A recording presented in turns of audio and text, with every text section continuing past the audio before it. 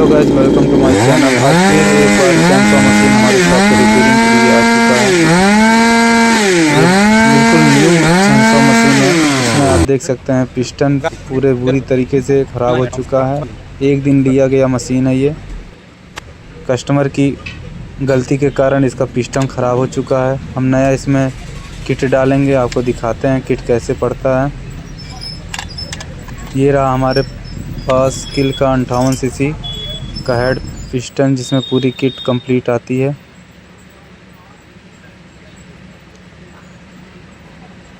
Kit पड़ चुका है, आप रिजल्ट देख सकते हैं।